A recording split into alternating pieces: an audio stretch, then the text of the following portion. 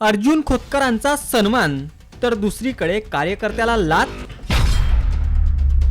रावसाहेब दानवेंच्या या कृतीचा व्हिडिओ सर्वत्र व्हायरल.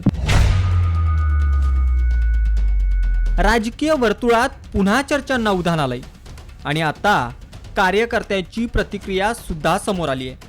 पण नेमकं हे प्रकरण काय आहे जाणून घेऊया या व्हिडिओतून.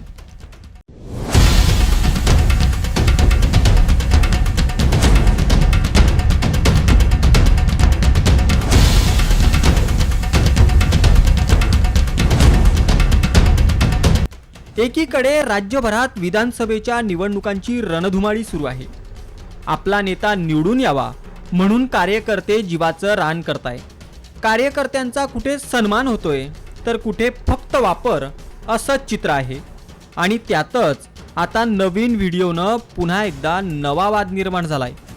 अर्जुन खोतकरांचा सन्मान करत असताना भाजप नेते आणि माजी केंद्रीय राज्यमंत्री रावसाहेब दानवेंनी कार्यकर्त्याला लाथ मारली आणि त्याचा व्हिडिओ सोशल मीडियावर जोरदार व्हायरल झालाय. व्हिडिओ व्हायरल झाल्यानंतर दानवेंवर सर्वच स्तरांवरून चांगलीच टीका होते.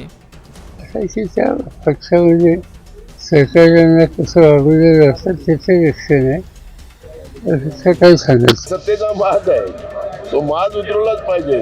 कार्यकर्त्याला लाथा मारतील, ओबीसीना कुत्रा म्हणतील, मराठा थोडेसे आहेत त्यांची गरज नाही आम्हाला.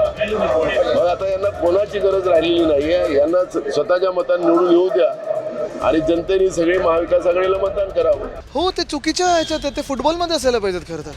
पण एक नक्की बघा, कार्यकर्ते दिवसरात्र मेहनत करत असतात आणि कार्यकर्त्यांचा आदर झालाच पाहिजे, सन्मान झालाच पाहिजे. असं कोणतरी फोटोमध्ये येतं म्हणून लाथ मारणं, धक्काबुक्की करणं हे कितपत योग्य आहे? आणि ह्याच भाजपच्या तर कार्यकर्त्यांनी विचार केला पाहिजे की पुन्हा एकदा भाजपला निवडून द्यायचं का. तुमच्या माझ्या महाराष्ट्राला यशवंतराव चव्हाण साहेबांनी सुसंस्कृतपणा जो शिकवलेला आहे त्या विचारांनीच आपण सगळ्यांनी पुढे गेलं पाहिजे.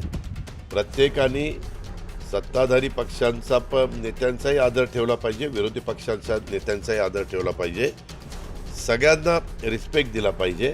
आता दानवेंनी ज्या कार्यकर्त्याला लात मारली त्या कार्यकर्त्याची देखील प्रतिक्रिया समोर आली आहे. हमारा 30 साल से दोस्ताना है और सुबह में जो बातें वायरल हो गई एकदम गलत है. ऐसा कुछ भी नहीं, लोग अभी चिंदी का सांप बनाते, ऐसा कुछ विषय नहीं है. दानवे साहब घर में से आए, दानवे साहब का पीछे शर्ट गुते हुआ था और मैं उनके बाजू में खड़ा था तो मैं उनका शर्ट निकालने को करा. दाने साहब कुछ समझ में नहीं आया. दाने साहब के हाथ में भी गुलदस्ता था और ऐसा उन्होंने जो लात बता रहे तो ऐसा कुछ भी नहीं है.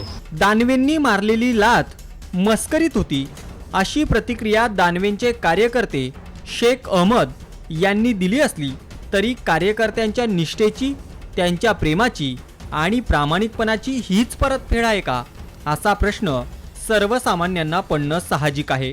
दानवेंनी मारलेली लात खरी होती की मस्करीत यापेक्षा नेत्यानं कार्यकर्त्यांसोबत हे वागणं कुठवर योग्य आहे यावर तुम्हाला काय वाटतं कमेंट बॉक्समधून नक्की कळवा.